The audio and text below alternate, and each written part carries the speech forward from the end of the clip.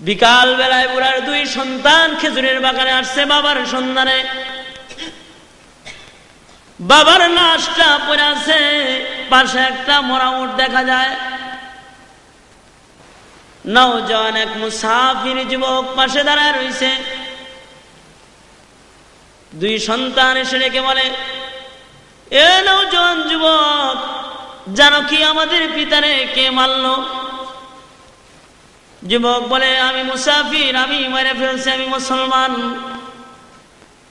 তুমি মারছো, আবার দাঁড়ায় রয়েছ, পালাও নাই তুমি? বলেন না, মাথা গরম রাগের অবস্থায় মেরে ফেলছি, আমি তো আসামি হয়ে গেছি। ভাইজান, তোমরাও তো মনে হয় মুসলমান, আমি তোমাদের হাতে ধরা দিয়ে দিলাম, আমি তোমাদের বাবার খুনি আমি। সুতরাং ভাই, শরীয়ত আদালতে চলে যাই, আমি খুনি, আমার খুনের বিচার হয়ে যাক। দুনিয়ায় অপরাধের শাস্তিটা দুনিয়ায় পাওয়া যায়। ভাইরে, দুনিয়ার আদালতে এখন যাইবার চাই, এখান থেকে পালায়ন কইরা আল্লাহর দরবারে হাসরের ময়দানে খুনি হিসাবে দাঁড়াতে চাই না। বাপ হারায় গেছে, যুবক দুইটাও তো খেপা। নওজওয়ান নিয়ে মদিনাতুল মুনাওয়ারার দিকে রওনা দিছে খলিফাতুল মুসলিমিন হযরত ওমরে ফারুক। আয়েশা বিচার দিয়ে দিল। খলিফাতুল মুসলিমিন বিচার করলেন, তোমার উট মারছে, তোমার একটা উট দিয়ে দিলেই তো হইতো, তুমি মানুষ কেন মারলা? হাতের বদলা হাত, পায়ের বদলা পা, নাকের বদলা নাক, কানের বদলা কান, জানের বদলা জান। তুমি খুন করছো, খুনের বদলা তোমার গলা কাটা যাবে। জল্লাদকে আদেশ করা হইল, আদেশ কার্যকর করা হোক, ফাঁসির কাষ্টি দিয়ে দাও। খলিফাতুল মুসলিমিন নওজওয়ান যুবককে ডেকে বলে, মরার পূর্বে আপনার কি কোনো মনের বাসনা আছে? তিনি বলেন, পুরা করা হবে। নওজওয়ান যুবক ডেকে বলে, আমি মুসাফির, আমার মনের একটা শেষ তামান্না আছে, জানি না ওটা পুরা হবে কিনা। বলে, কি? বলে, আমার বাড়ির থেকেও বহু দূরে এক ইহুদির বাড়ি, আমি ব্যবসার জন্য ওই দূরে গিয়েছিলাম। ইহুদির কাছ থেকে আমি কিছু টাকা বাকি মাল বাড়িতে ফিরছিলাম। ইহুদিরে মালের টাকাগুলা ইহুদিরে দেওয়া হয় নাই। ওই ইহুদির বাড়ি আমার বাড়ির কেউ চিনে না, ইহুদি আমার বাড়ি চিনে না। মুসলমান হিসাবে বিশ্বাস করে আমার মাল সম্পদ বাকি দিছিল। ও খলিফাতুল মুসলিমিন, আমি যদি এই ঋণ পরিশোধ না করি, তাইলে ইহুদি সারা জীবন মুসলমানদেরকে খিয়ানতদার বলে গালি দিবে। আমি আমার ভয় পাইতেছি না, আমি মুসলমান জাতির ভবিষ্যতের ভয় পাই। আমি মুসলমান হয়ে যদি ঋণ পরিশোধ না করি, তাইলে ইহুদি সারা জনম মুসলমানদেরকে পরের হক নষ্ট করে খায়, এই কথা বলে বলে গালি দিবে। এজন্যে আমারে যদি একটু সুযোগ দিতেন, ঋণ পরিশোধ করে আসার কয়েকদিনের ছুটি দিতেন, তাহলে আমি যে একটু ঋণটা পরিশোধ করে আসতাম, তারপরে বিচার হইলে শান্তিতে পড়ে যেতে পারতাম। খলিফাতুল মুসলিমিন বলেন, 2-4 জন মানুষ তোমার সাথে পাঠানো সম্ভব না, কারণ 2-4 জন তোমার বাড়িতে গেলে তোমার আত্মীয় স্বজন যে তাদেরকে ফেরত পাঠাইবো, এটাও তো গ্যারান্টি নেই। তুমি এক খুনি, আর 10 জনে মিলে আমার 3 লোকরে মেরে ফেলাই দিলে, হলো আর 3 খুন জোড়া হইল। আর তোমার সাথে যে এই মুহূর্তে 20-25 জনের কাফেলা পাঠিয়ে দিব, এটাও সম্ভব নয়, কারণ সাহাবায়ে কেরাম এখন যুদ্ধের ময়দানে দলে দলে মুসলমানরা জায়গায় জায়গায় আছে। সুতরাং একটা প্রসেস আছে, তুমি যদি এটা করতে পারো তাহলে তোমার ছুটি পাওয়া যাইতে পারে। সেটা হলো, তুমি তোমার পক্ষ থেকে তোমার একজন আত্মীয়রে আমাদের কাছে আমানত রাখো। তুমি যদি না আসো আর ওই 2 যুবক যদি বিচার দাবি করে, তাহলে তোমার জায়গায় তোমার আত্মীয়রে জবাই দিয়ে দিবে, তুমি যা বিচার করবা, ঋণ পরিশোধ করবা। আর যদি তুমি নির্ধারিত সময় চলে আসো, তাহলে তোমার আত্মীয়রে ছেড়ে দিলাম, তোমার বিচার করে তোমারে ছেড়ে দিলাম। কথাটা যুক্তিসঙ্গত? নওজোয়ান যুবক ডেকে বলে, খলিফাতুল মুসলিমিন, আমি একজন অপরিচিত যুবক মদিনার। এই মদিনায় আমার কোনো ভাই নাই, এই মদিনায় আমার মা বাবা আত্মীয় স্বজন কেউ নাই। ও খলিফাতুল মুসলিমিন, আমার বাপ যদি মদিনায় থাকতেন তাহলে আমার বাবা আমার জিম্মাদার হইতেন, আমার মা যদি মদিনায় থাকতেন তাহলে আমার মা আমার জিম্মাদার হইতেন। মদিনায় যদি আমার একটা জোরের ভাই থাকতো, জোরের ভাই চাইতো না আমি ভাই ঋণ রাইখা কবরে যায়, আমার ভাই আমার জিম্মাদার হইতো। আমার কোনো আত্মীয় স্বজন মদিনায় নাই, সুতরাং আমার কোনো জিম্মাদারও আমি পাবো না তালাশ করে, তাহলে আমার মৃত্যুদণ্ড কার্যকর করে ফেলান। খলিফাতুল মুসলিমিন আদেশ করলেন, কার্যকর করো। ঠিক এমন সময় পয়গম্বরের একজন সাহাবী দুইটা হাত তুলে রেখে বলে, থামুন। ও খলিফাতুল মুসলিমিন, আমি আমার এই ভাইয়ের জিম্মাদার হয়ে গেলাম, আমার ভাইকে ছুটি দিয়ে দেন ঋণ পরিশোধ করার জন্য। যিনি হাত তুলেছেন তার নাম হযরত আবু যার গিফারি রাদিয়াল্লাহু তাআলা আনহু। সাধারণ সাহাবী নয়, যিনি পয়গম্বরের খাদেম ছিলেন। হযরত আবু যার গিফারি, হযরত আবু যার গিফারি খাদেমে খায়রুল বশর, खिदमतू में जिंदगी भर ना बनाया अपना घर। নবীর খেদমত করতে করতে নিজের জন্য একটা ঘর বানানোর টাইম পায় না এমন একজন সাহাবী দুইটা হাত তুলে ডেকে বলতেছে, ও খলিফাতুল মুসলিমিন, এই যুবকের একজন ভাই যদি মদিনায় থাকতো তাহলে ভাই ভাইয়ের জিম্মাদার হয়ে যেত।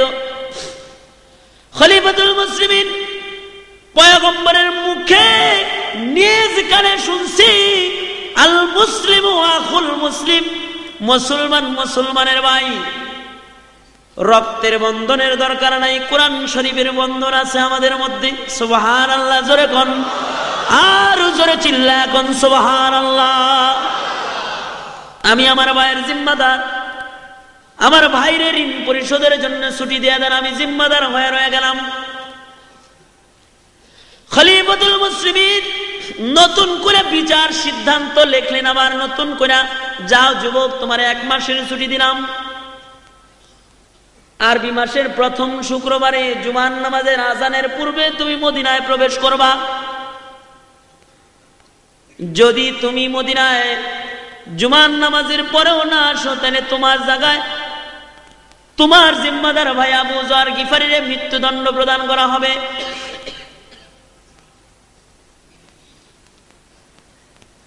নওজোয়ান যুবক ঋণ পরিশোধের জন্য যাত্রা আরম্ভ করলো নিজের বাড়ির দিকে। খলিফাতুল মুসলিমিন পিতার হত্যার দাবিতে বাদী পক্ষ যে দুইজন, তাদের নায়িকা বললেন, আপনারাও চলে যান। আরবি মাসের প্রথম শুক্রবারে জুমার নামাজ মদিনার পয়গম্বরের মসজিদে আপনারা পড়বেন। জুমার নামাজের পরে নওজোয়ান যুবক যদি ফেরত না আসে তাহলে আবু যাররে গলা কাইটা হইলেও আপনাদের বিচার আপনাদেরকে দেওয়া হবে। নওজোয়ান যুবক বাড়িতে চলে গেছে, বাড়িতে যা ঋণ পরিশোধ করার জন্য ইহুদির কাছে গেছে। ঋণ পরিশোধ করে নওজোয়ান যুবক বাড়িতে আইসা সুন্দর সুন্দর জামা কাপড় গুলা পরিধান করছে। দ্রুতগামী একটা ঘোড়ারে সুন্দর করে সাজাইছে, সজ্জিত হয়ে আতর গোলাপ মাইখা মার কাছে যায় বলে, মা গো, মা, ও মা, আমি তোমার সন্তান। মারে, তুমি তো চাও না তুমি হাসরের ময়দানে খুনি সন্তানের মা হয়ে দাঁড়াও। মাগো, জীবন ভর তুমি আমার সেবা করছো মা, আমি তোমার কোনো সেবা যত্ন করতে পারি নাই। মা বাড়ির থেকে যখনই বের হইছি তখনই আমি তোমার কাছ থেকে বিদায় নিয়ে বের হইছি, আবার আইছি। মা গো আজকে একটা বিদায় নিবার চাই মা, এটা জিন্দেগির শেষ বিদায়। মা গো তোমার হাত দুইটা আমার মাথার পরে রাখো মা। মা গো দুধের দাবিটা মাফ করে দিও, আমি মদিনায় চললাম পাক পবিত্র হইবার জন্য। মা আমার মাথায় হাত দিয়ে আমারে জিন্দেগির শেষ দোয়াটা তুমি এখন দিয়ে দাও। মা তোমার সন্তানের জীবনের শেষ লুকমা খাবারটা তুমি খাওয়ায় দাও। তোমার সন্তান আর কোনোদিন তোমার দরবারে এসে দাঁড়াবে না মা। বাবার কাছে দেখো, বাবা গো ও বাবা দেন ওই বুকটা একটু দেন, কত বুকের মধ্যে শোয়া রাখছেন বাবা, বুকটা একটু দেন। জিন্দেগির শেষবারের মতো আমার বুকটা আপনার বুকের সাথে একটু লাগায় যায়। বাবা গো আমার বিচার হইব মদিনায়। পিতামাতার কাছ থেকে জিন্দেগির শেষ বিদায় নিয়ে নওজোয়ান যুবক যাত্রা আরম্ভ করছে মদিনার দিকে। এদিক দিয়ে মসজিদের নববীতে জুমার নামাজের আজান হয়ে গেছে, এখনো পর্যন্ত কেউ মদিনায় আসে নাই। খলিফাতুল মুসলিমিন হযরত ওমর পত্রবাহক পাঠিয়ে দিয়েছেন আবু যর গিফারির বাড়িতে। আবু যর জীবনের শেষ জুমার নামাজ পড়াইবার লাগা মসজিদে নববীতে আইসা যান। আপনার জিন্দেগির শেষ জুমা আজকে মদিনায় হইতে পারে। আপনার ভাই যদি ফেরত না আসে তাহলে আপনার ভাইয়ের জায়গায় আপনার মৃত্যুদণ্ড প্রদান করা হবে। হযরতে আবু যর গিফারি জিন্দেগির শেষ জুমার নামাজের প্রস্তুতি নিয়ে মদিনায় পয়গম্বরের মসজিদে হাজির হয়ে গেছে। খলিফাতুল মুসলিমিন জুমার নামাজের ইমামতি করেছেন, সালাম ফিরাইছেন, আসসালামু আলাইকুম ওয়া রাহমাতুল্লাহ, আসসালামু আলাইকুম ওয়া রাহমাতুল্লাহ। নামাজ শেষ হয়ে গেছে। পর্যায়ক্রমে খলিফাতুল মুসলিমিন বিচারকেরা শুনে বসছেন। নওজোয়ান দুই যুবক দুই ভাই আয়েশা বাবার হত্যার মামলা বিচার দাবি করছে। খলিফাতুল মুসলিমিন আদেশ প্রয়োগ করলেন, জল্লাদ রে। খলিফার চোখ দিয়া ঝর্ণার মতো পানির ফোঁটা গড়ায় গড়ায় পড়তেছে। একটা নির্দোষ মানুষকে একজন দোষী মানুষের জায়গায় মৃত্যুদণ্ডের আদেশ। বলা হইল, জল্লাদ আবু যর গিফারিকে মৃত্যুদণ্ড প্রদান করা হোক। এ শব্দটা মদিনার মুসলমানদের কানে পৌঁছার সাথে সাথে পুরা মদিনায় কান্নার রোল পড়ে গেছে। কারণ এতেও স্বাভাবিক একজন কোন সাহাবী নয়, বড় দামি সাহাবী। আবু যর গিফারি এমন একজন সাহাবী, হযরতে জিবরাইল আলাইহিস সালাতু ওয়াস সালাম আপনার আমার নবীর কাছে আসছে। আয়েশা বলে, পয়গম্বর ওই যে চাদর মুড়ে দিয়ে হাইটা যায় আপনার সাহাবী আবু যর। নবী বলেন, জিবরাইল আমার সাহাবী আবু যর আপনি কেমন করে চিনেন? জিবরাইল বলে, পয়গম্বর গো আপনার সাহাবী আবু যর শুধুই মাত্র আমি জিবরাইল চিনি তা নয়, আকাশে আল্লাহর যত ফেরেশতারা আছে আসমানের সকল ফেরেশতারা আপনার সাহাবী আবু যর চিনে। দুইটা কারণে আকাশের ফেরেশতারা আবু যর গিফারিরে চিনে, দুই কারণে। এক নাম্বার লিসিগারিহি আলা নাফসিহি, নিজের নিজে খুব ছোট মনে করে আল্লাহ যদি জাহান্নামে দিবার লেগে কোনো মানুষ বানায় থাকে তাইলে মনে হয় আমারে বানাইছে।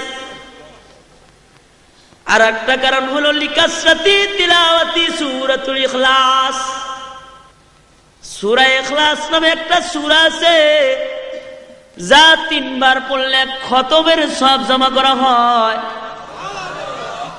কুল হুয়াল্লাহর সূরা এমন একটা সূরা যা 3 বার পড়লে খতম কোরআন শরীফের সওয়াব হয়। আবু যর এই সূরাটা এত বেশি তেলাওয়াত করে যে তার আমলনামায় এত খতমের সওয়াব আছে যা অন্য কোন মানুষের আমলনামায় নাই। সুবহানাল্লাহ। জোরে মদিনার লোকেরা কান্দে, নির্দোষ একটা মানুষের জায়গায় এমন একজন বরকতি মানুষ মৃত্যুদণ্ড প্রদান করা হবে রে। মদিনার সবাই কাঁদতেছে, কিন্তু একজন হাসে। হযরত আবু যর গিফারি হাসতেছেন। লোকেরা বলে, আবু যর তুমি হাসো, কেন হাসো? আবু যর বলে, তোমরা কেন কাঁদো? কাঁদো না, আমি আমার নবীর শাফাত কিনতেছি, আজকে শাফাত খরিদ করতেছি আমার নবীর। হাসরের কঠিন ময়দান যেদিন শুরু হবে, আমার পয়গম্বর একজন কালেমাওয়ালার জন্য বাচ্চাওয়ালা মুরগির মতো উড়াল দিয়া কালেমাওয়ালার পাশে এসে দাঁড়ায় যাবে।